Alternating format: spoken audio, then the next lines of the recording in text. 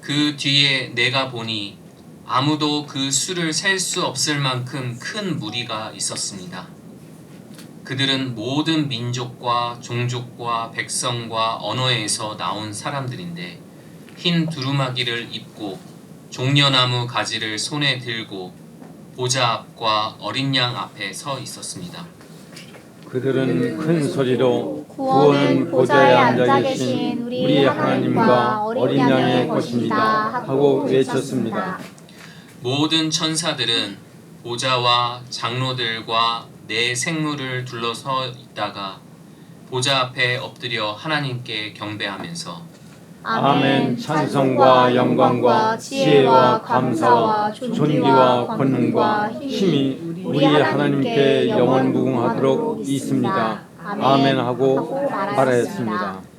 그때 장로들 가운데 하나가 흰 두루마기를 입은 이 사람들은 누구이며 또 어디에서 왔습니까? 하고 나에게 물었습니다. 내가 장로님께서 잘 알고 계십니다 하고 대답하였더니 그는 나에게 이렇게 말하였습니다. 이 사람들은 큰 환난을 겪어낸 사람들입니다. 그들은 어린 양이 흘리신 피에 자기들의 두루마기를 빨아서 희게 하였습니다. 그러므로 그들은 하나님의 보좌 앞에 있고 하나님의 성전에서 밤낮 그분을 섬기고 있습니다. 그리고 그 보좌에 앉으신 분이 그들을 덮는 장막이 되어 주실 것입니다. 그들은 다시는 줄이지 않고 목마르지도 않고 해나 그 밖에 어떠한 열도 그들 위에 괴롭게 내려지지 않을 것입니다. 다 함께 보좌 한가운데 계신 어린 양이 그들의 목자가 되셔서 생명의 샘물로 그들을 인도하실 것이고 하나님께서 그들의 눈에서 눈물을 말끔히 씻어주실 것입니다. 안녕하십니까.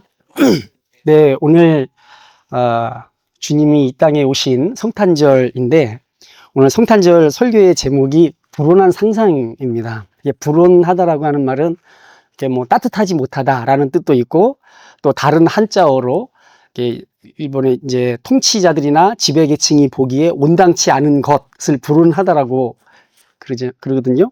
불온 세력 뭐 이런 말도 있잖아요. 그 어떻게 보면 이 평화와 사랑 그리고 이 소망의 상징이신 예수님이 태어나신 성탄절에 어울리지 않는 용어일 수 있습니다. 그런데 이제 왜 이 제목을 택했냐 하면, 그러니까 처음 교회에 나가서 성탄절을 맞았던 몇 해에는 굉장히 성탄절이 특별하고 또 그 흥분되고 또 설레는 그런 날이었는데 이제 한 몇십 번 그 성탄절을 몇십 번 이렇게 의미를 두고 지나가다 보니까 이게 무덤덤하게 되는 거죠. 그래서 성탄절이라고 해서 뭐 특별한 이런 감흥이 이렇게 일어나지 않는 겁니다. 이런 상태에서 성탄절 설교를 하려고 하니까, 기존에 이제 우리가 익히 알고 있었던, 뭐, 아기 예수님, 뭐, 동방박사, 우리 뭐 찬양이나 이런 데서 많이 했지만, 이런 것들, 또, 누가복음 2장에 나오는 그 천사들의 찬송 있지 않습니까? 하늘에는 영광, 지극히 높으신 하나님께 영광이요. 땅에서는 기뻐하심을 입은 사람들 가운데 평화로다. 이런 천사 찬송? 이런 것들이 너무 익숙하고, 그러니까 이제 뭐 이게 좀 표현이 적절치 않은지 모르겠지만, 저는 굉장히 지루하게 느껴지는 거예요. 이거 또 해야 되는구나, 이거를.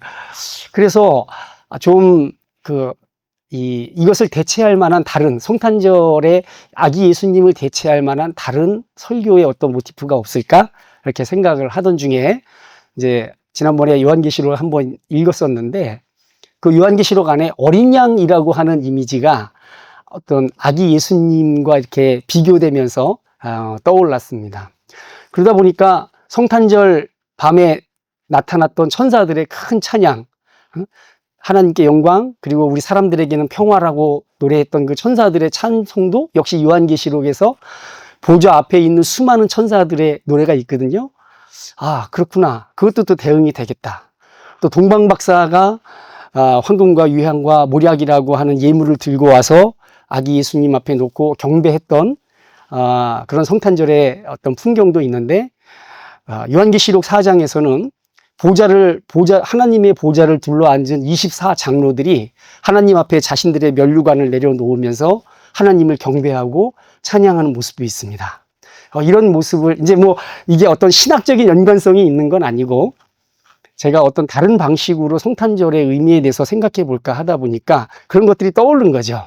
그래서 오늘 요한계시록의 말씀을 가지고 오늘 여러분에게 지금 이때의 성탄절을 맞는 우리가 혹시 잃어버릴 뻔한 것들, 우리 신앙에서 가장 기본적인 것인데 혹시 잃어버릴 수도 있는 것들을 다시 한번 주의 깊게 돌아보고자 하는 마음으로 이 본문 말씀을 택해서 함께 나누려고 합니다.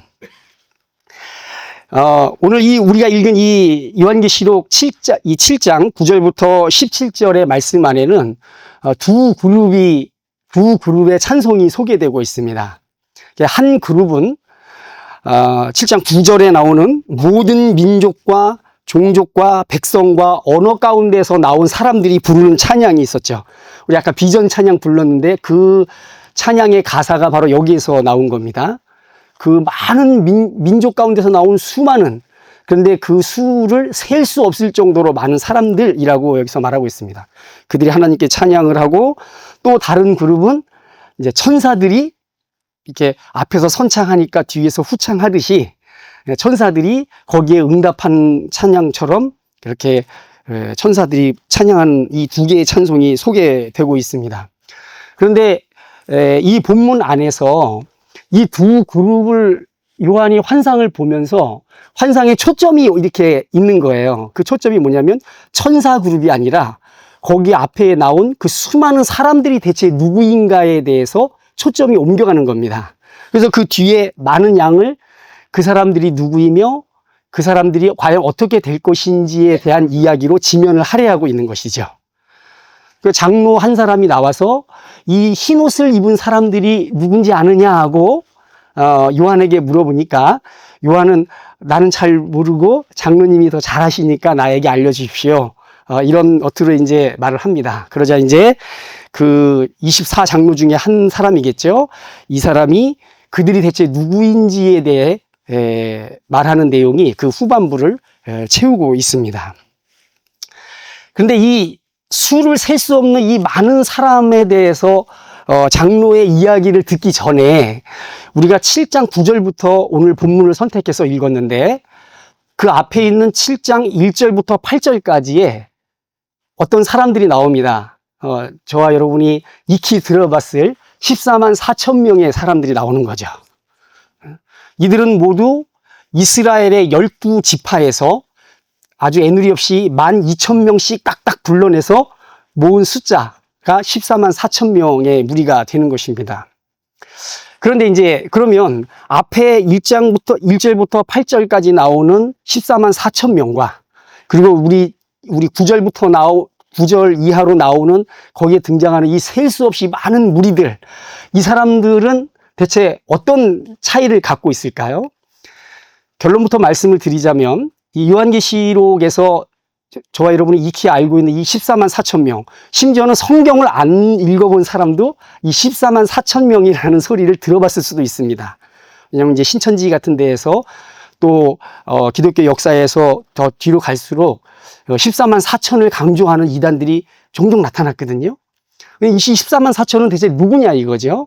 그리고 이 14만 4천 명과 뒤에 나오는 이 셀 수 없이 많은 무리들은 어떤 관계냐, 이제 이거를 먼저 좀 설명을 드려야겠습니다. 여러분, 요한계시록 안에서 특별히 이 숫자를 가지고 은유와 상징으로 사용하는 경우가 굉장히 많이 있습니다. 3이라는 숫자, 4라는 숫자, 그리고 10이라고 하는 숫자, 12라고 하는 숫자가 굉장히 중요하게 사용됩니다. 특별히 이 12는 하나님의 선택을 받은 백성들, 하나님의 부르심을 받은 사람들을 가리키는 상징적인 숫자로 이 10이라고 하는 숫자가 사용됩니다. 그래서 하나님 보좌 앞에 24장로가 둘러 앉아 있는데, 그 24장로는 저 뒤에 가면 이게 드러나겠지만 구약에서의 12지파, 그리고 신약에서 예수님을 따랐던 제자들을 대표하는 12제자, 사도를 가리키는 상징적인 숫자입니다. 그들이 합쳐서 24장로가 되는 것이죠. 저 요한계시록 21장 가면 하늘에서 새 예루살렘이 내려오거든요. 마치 신부가 단장한 것 같은 모습을 한 새 예루살렘이 하늘로부터 내려옵니다. 거기서 신부가 단장한 것 같다라고 하는 이 표현은 신랑이신 예수 그리스도를 맞이하는 이 그리스도의 교회를 상징하는 표현인 것입니다. 그런데 그 예루살렘에는 12개의 대문이 있어요. 그리고 12개의 대문 그 문에 이름이 쓰여 있는데 각자 이스라엘의 12지파의 이름이 쓰여 있습니다. 그리고 그 성에는 12개의 기초석이 있거든요. 그 기초석에는 각각 12명의 사도의 이름이 기록되어 있습니다. 그러니까 이 새 예루살렘이 가지고 있는 이 상징이 뭐냐면 하나님의 택함을 받고, 구약에서는 이스라엘 백성이 택함을 받았잖아요. 그 12지파. 그리고 신약에서는 예수 그리스도의 부름을 받아 그분을 따르기로 결심했던 이들, 바로 12사도, 이들의 숫자로서 하나님의 선택을 받은 모든 백성을 가리키는 상징적인 숫자인 거죠. 그래서 이 14만 4천이라고 하는 숫자는 12에다가 12를 곱한 그 새 예루살렘의 성벽의 크기가 144규빗이거든요. 한 5m 정도 되는데 그 144가 어디서 나왔겠습니까? 바로 그 12에다 12를 곱한 수가 144입니다. 바로 그 144에다가 1000을 곱하면, 왜 천년왕국 뭐 이런 얘기도 나오잖아요.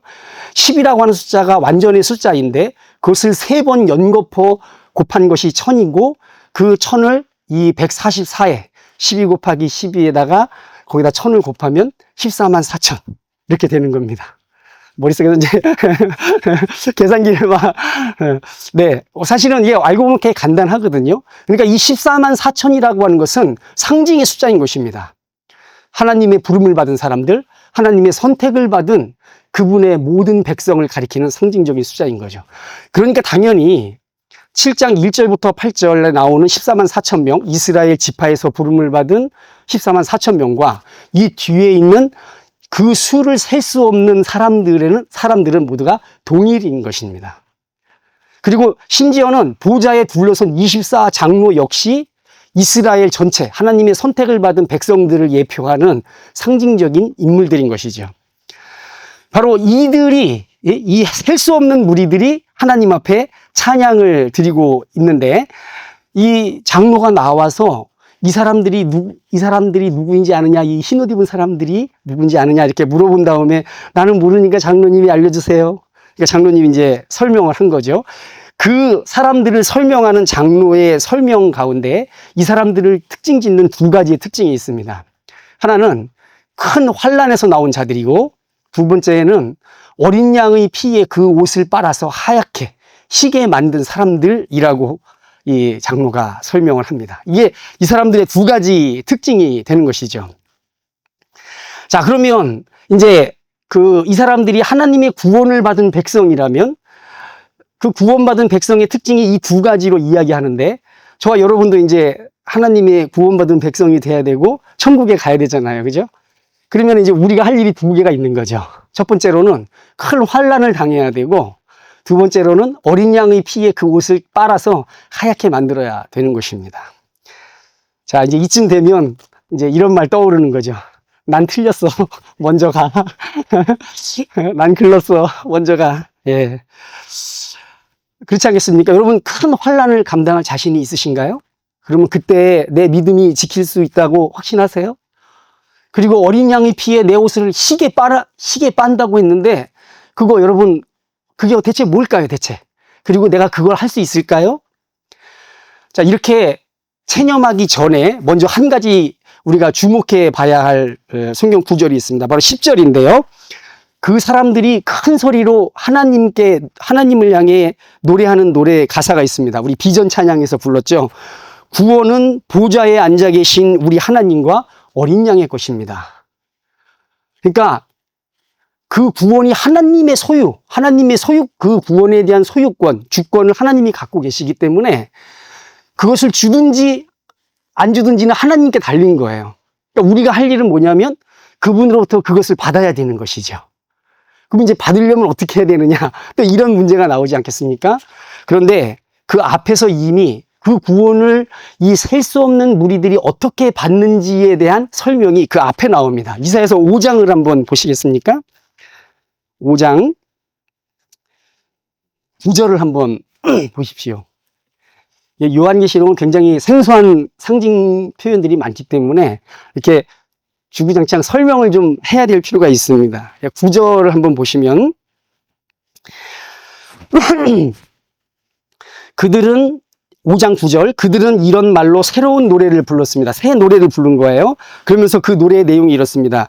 주님께서는 그 두루마리를 받으시고 봉인을 떼실 자격이 있습니다. 자, 그 다음에 이렇게 이야기합니다.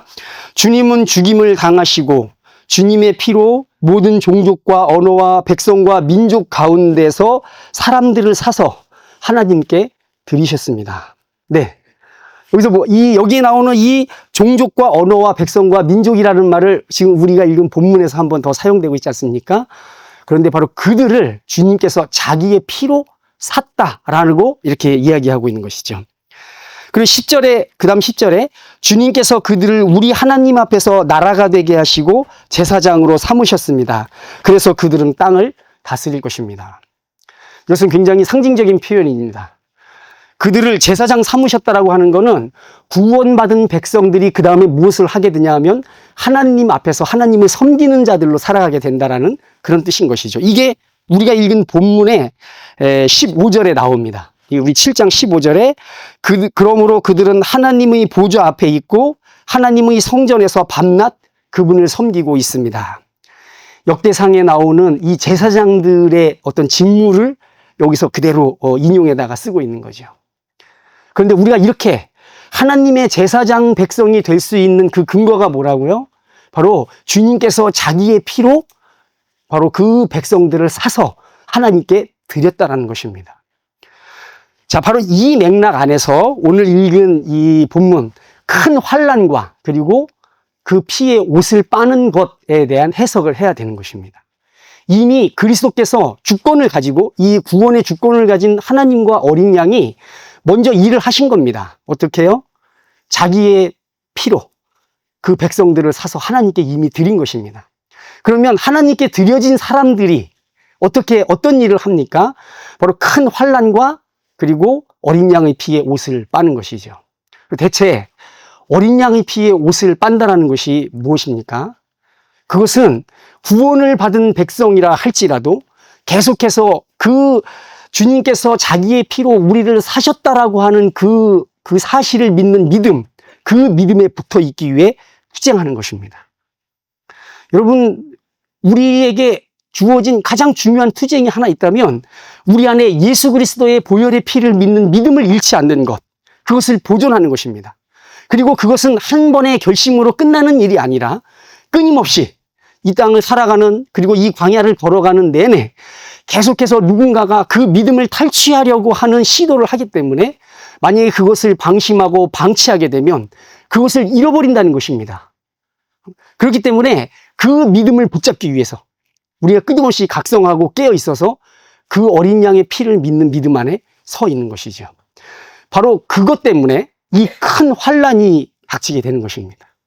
여기에 원래 헬라어에는 이 큰 환난 앞에 쓰인 이 관사가 앞에 일어난 일을 가리키는 관사를 사용하고 있는데 대체 앞에 일어난 일이 뭔가 요한계시록에서 그것은 저 앞에 요한계시록 2장부터 3장에 걸쳐서 소아시아에 있는 7 교회들을 예수님께서 격려하고 책망하고 하는 그 얘기가 있거든요. 그 소아시아의 교회들이 당면하고 있었던 일들, 다시 말해서 예수 그리스도의 피를 믿는 그 믿음에서 교회들을 떨어뜨리기 위한 수많은 시도가 다양한 방식으로 교회들을 찾아오는 것입니다. 강단에서 거짓 교훈들이 판을 치고 그리고 외부에서 유혹이 오고 그 이세벨이라고 하는 표현을 쓰거든요. 유혹이 오고 심지어는 사람들을 잡아다가 박해하고 죽이는 일까지 버가모 교회의 안디바라고 하는 그 성도를 로마 제국에서 잡아다 죽였습니다. 오늘도 차를 타고 오는 중에 그 안디바는 어떤 사람이었을까? 그 버가모 교회가 그 안디바가 죽는 모습을 보면서도 그 믿음을 버리지 않고 충성을 지켰거든요. 바로 그 7교회들이 당하고 있었던 각양각색의 시험과 도전과 위협과 박해, 이것이 바로 큰 환난인 것입니다. 그러면 이제 중요한 거는 그거는 옛날 7교회 이야기고, 대체 우리에게는 그럼 그런 환난이 있느냐라고 하는 질문인 것이죠. 그렇습니다. 어느 시대를 막론하고, 마치 이 요한계시록의 앞에 나오는 7교회가 이 지상에 존재하는 모든 교회를 대표하는 상징적인 교회인 것처럼, 오늘 우리에게도 그 교회들이 당면했던, 우리로 하여금 예수 그리스도의 피의 은혜와 그 공로를 믿는 믿음에서 떨어뜨리기 위한 수많은 각양각색의 유혹과 도전이 우리를 찾아오고, 바로 그것이 우리에게 큰 환난이 된다라고 하는 것입니다. 그것을 통과해서 하나님의 보좌 앞에 이른 이들이 바로 여기 나오는 흰옷을 입은 셀 수 없는 그런 무리들인 것이죠. 그러니까 강조점은 두 개입니다. 하나는 그분이 자기의 피로 우리를 사서 하나님께 드렸다라고 하는 그 보혈의 공로에 대한 믿음을 지키는 것, 그것이고, 그 믿음을 지키는 과정에서 우리를 찾아오는 수많은 도전과 위협들, 그 환난들을 견디어내는 것, 바로 그것이 이 말씀을 통해서 우리가 받는 도전이고 메시지인 것이죠. 그렇다면은 이제 이런 생각을 할 수가 있습니다. 내가 내 평생, 우리가 이제 살다 보면 이 신앙의 연륜이 많으면 많을수록, 그리고 하나님의 말씀 안에서 살아가면 살아갈수록 우리 안에 겸손이 찾아옵니다. 내가 얼마나 약한 사람인지, 예전에는 그걸 몰랐어요. 그런데 하나님 앞에서 믿음을 지키며 살다 보니까 내 자신이 얼마나 약하고 그리고 위태로운 사람인지에 대한 이해를 갖게 되는 거죠. 그런 이해가 우리에게 겸손한 마음을 주기도 하지만, 동시에 그것은 우리의 약함의 표현이기 때문에 우리의 앞길에 대한 굉장한 고민과 두려움에 쌓이기도 하는 것입니다. 내가 과연 예수 그리스도의 그 은혜를 믿는 이 믿음에서 떨어지지 않고 끝까지 갈 수 있을까? 믿는 척하고 잘 살다가 나중에 죽기 전에 예수님 이런 거 없었어 막 이러고 죽게 되는 건 아닐까? 이제 막 고민하는 거죠. 왜 그렇습니까? 우리 안에 실제로 우리의 믿음을 위협하는 그런 공격들이 영적으로 그리고 환경적으로 다양한 방식으로 우리를 집요하게 공격하기 때문에 그런 것입니다. 저와 여러분 모두 그리스도인이 된다라고 하는 것은 예수님께서 나를 대신해 생명을 바쳐서 내가 하나님의 사람이 되었다라는 것을 믿는 믿음에서부터 우리의 신앙이 출발했습니다. 물론 안 믿는 가운데도 교회에 나올 수는 있죠. 그러나 진정한 그리스도인의 출발점은 바로 거기입니다. 그리고 신앙생활을 하는 가운데 그것에 대해서 깊이 감격하고 하나님께 감사했던 체험들이 우리에게 다 있습니다. 그런데 시간이 지나면서 어느 땐가 나의 그 믿음이 흔들리고 위태로워지는 경험들을 우리가 하는 것이죠. 세상은 그리스도 없는, 하나님 없는, 예수 없는 그런 완강한 태도를 가지고 우리 앞에서 버젓이 흔들림 없이 이렇게 버티고 있는데, 나의 믿음은 약하고 또 연약해서 때때로 위태롭게 흔들리고 비틀거리기 때문에 고민을 하게 되는 것입니다. 이러다가 종교라는 건 다 뻥이고, 내가 평생 동안 그 허상을 믿고 버티다가 이제 죽기 직전에 내가 이 우주에서 우연히 태어나서 먼지로 사라지게 된다라고 하는 이 현실의 직면에서 절망하면서 내가 죽지 않을까? 이런 고민을 하는 것이죠. 그런 고민이 왜 찾아올까요? 당연하죠. 외부의 끊임없는 위협과 유혹과 도전이 우리를 찾아오기 때문에 그런 것입니다. 바로 이 부분 때문에 요한계시록에서 우리가 그런 예수 그리스도의 보혈의 피를 믿는 믿음을 끝까지 지켜나가기 어렵다라는 걸 하나님이 알기 때문에 요한계시록 7장 앞부분에서 이 14만 4천 명 이마에 하나님께서 인을 치십니다. 그래서 이 사람은 나의 소유이기 때문에 절대로 뺏을 수 없다라고 하는 것을 확정하는 하나님의 도장인 것이죠. 그래서 이 도장은 환난으로부터 피하는 표시가 아니에요. 이 하나님의 인이 있는 사람들은 환난 때 다 그 환난을 모면하고 이제 그 하나님의 도장을 받지 못한 사람들만 지독하게 마지막 때에 고생을 하겠구나, 이런 게 아니라 그 인의 하나님의 보증을 의미하는 이 인이 갖고 있는 의미가 무엇이냐면 환난을 겪되 그 환난 가운데에서도 그리스도를 버리지 않도록 우리를 보호하는 그런 인인 것입니다. 그래서 어떤 학자들은 이 하나님의 이 인을 성령이라고도 표현을 하기도 합니다. 굉장히 설득력이 있죠. 성령으로 인치셨다라고 하는 표현들이 있으니까 성령께서 우리의 마음을 보존하고 지키셔서 우리로 하여금 끝내 그리스도를 믿는 믿음 안에서 승리할 수 있도록 우리를 지키고 보호하신다라고 하는 것이죠. 원래 이 인이 구약의 맥락에서는 우리 이제 제사장이라고 표현했잖아요, 우리를. 그 제사장들이 하나님 앞에 성전에서 섬길 때 이 관에 그 패가 있었거든요. 여호와께 성결이라고 하는 그 표차를 이마에 달고 했었는데, 그것은 그가 하나님께 구별된 사람이라는 것을 표시하는 표였습니다. 하나님께서 그 인을 자기가 불러내신 그 선택받은 백성들의 이마에 인을 쳐서 그들이 환난의 때를 당한다 할지라도 비틀거리기도 하겠죠. 위태롭게 느껴질 때도 있겠죠. 그러나 끝내 그 어린 양의 피의 은혜를 믿는 믿음에서 떨어지지 않도록 그 인을 침으로써 보장을 하신다라고 하는 것이 성경에 나와 있는 것입니다. 그래서 사도 바울이 이 부분을 굉장히 잘 알았던 것 같아요. 그래서 이 부분을 로마서에서 이렇게 이야기하고 있죠. 한번 같이 읽어보겠습니다. 성경에 기록한 바 우리는 종일 주님을 위하여 죽임을 당합니다. 우리는 도살할 양과 같이 여김을 받았습니다. 한 것과 같습니다. 그러나 우리는 이 모든 일에서 우리를 사랑하여 주신 그분을 힘입어서 이기고도 남습니다. 나는 확신합니다. 죽음도 삶도 천사들도 권세자들도 현재일도 장래일도 능력도 높음도 깊음도 그 밖에 어떤 피조물도 우리를 우리 주 예수 그리스도 안에 있는 하나님의 사랑에서 끊을 수 없습니다. 로마에 있는 성도들한테 이 편지를 썼습니다. 이것이 신학적으로 통하고 있는 것이죠. 하나님께서 그 인을 쳐서 우리를 그리스도의 사랑에서 보호하시고 보존하신다는 약속이 이미 있는 것입니다. 그럼 이렇게 말하는 것이죠. 하나님을 향한 우리의 헌신이 아니라 우리를 향한 하나님의 헌신이 우리를 지키고 보호하여서 새로운 에덴으로 인도하신다는 것입니다. 우리의 헌신은 불성실하고 부정확하고 그리고 불확실합니다.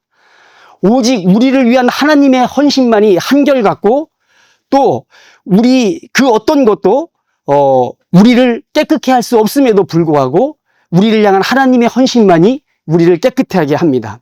오직 우리에 앞서서 어린 양이 흘리신 피만이 우리를 깨끗하게 해서 하나님 앞에서 흠없는 그분의 백성이 되게 하는 것입니다.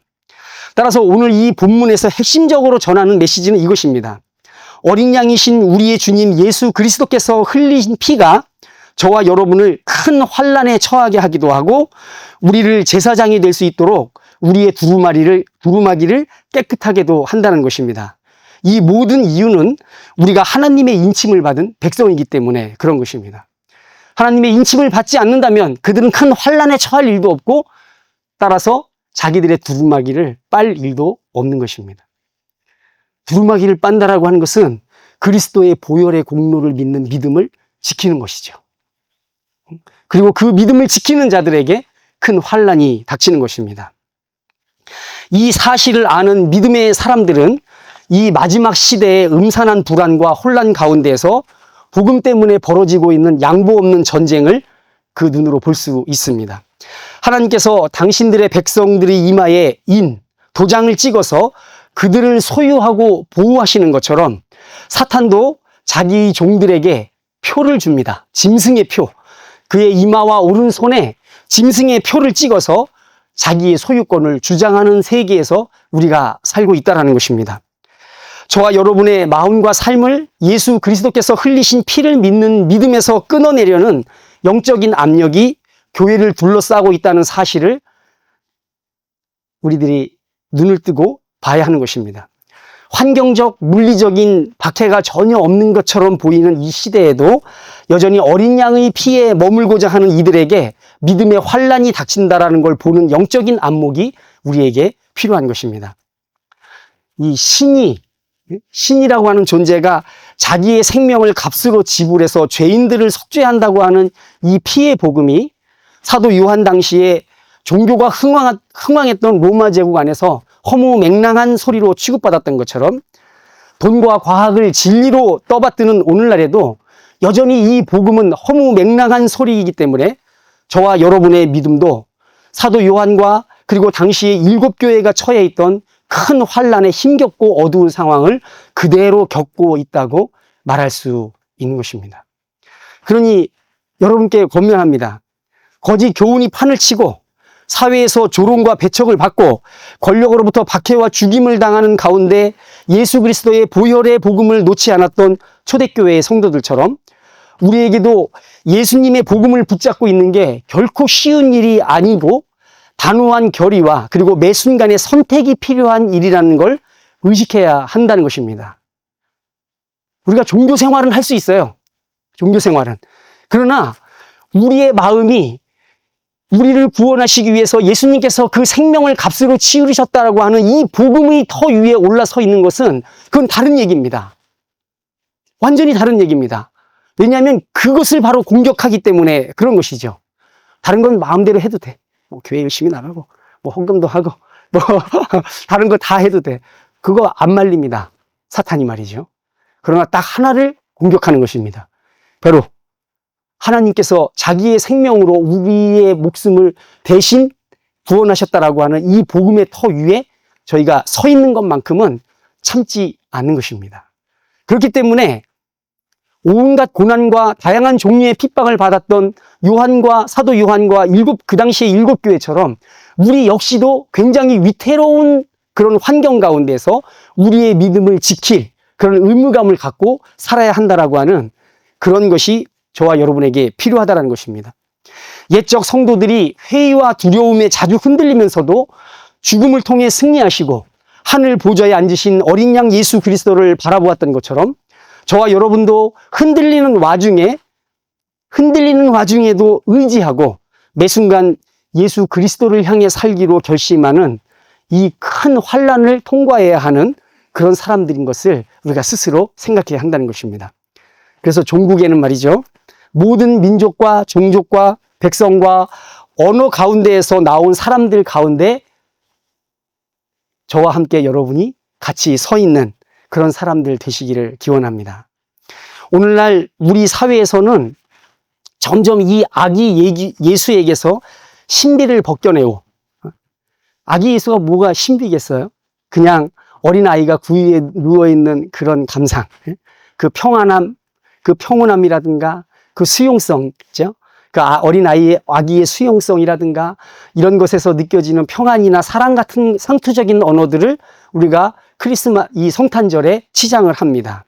그렇지만 그 구유에 누인 어린 아기가 담지하고 있는 그 신비를 벗겨내게 되면 오늘날 어느 때나 마찬가지였겠지만 사람들은 자기 자신에 대해서 과대망상이라든가 아니면 자기 연민에 깊이 빠져드는 게 사람들의 특성인데, 그런 자기들의 욕망이나 바람을 그 아기에게 투사시켜서 예수라는 존재를 자기의 마음대로 변형을 시킵니다.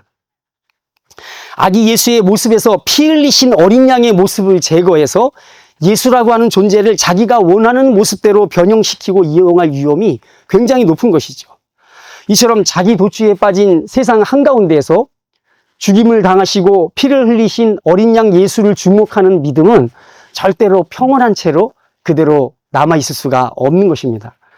나를 위해 십자가를 향해 걸어가신 하나님 아들의 뒷모습을 가만히 생각해 보십시오. 그분을 끝까지 따라가기로 한번 결심해 보십시오. 그러면 세상으로부터 억눌림을 당하며 큰 환란에 처해 있는 내 믿음이 보이게 될 것입니다. 그거를 못 보는 이유가 무엇입니까? 내가 그리스도의 뒤를, 그 보혈의 공로를 의지하며 그분을 끝까지 따르겠다라고 하는 결심이 내 안에 없는 거죠.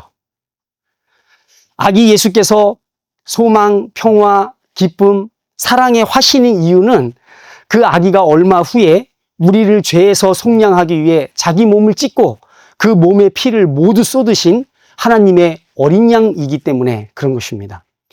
순수와 평화의 이 아기 이미지에 이런 끔찍하고 엽기적이기까지 한 이미지가 포개질 때, 구유에 누인 아기의 이미지에 피를 흘리고 죽으신 어린 양의 이미지에 같이 포개질 때 비로소 구유에 누인 아기는 하나님께서 자기를 드러내신 계시이자 신비가 되고 우리의 찬양의 이유가 될 수 있는 것입니다.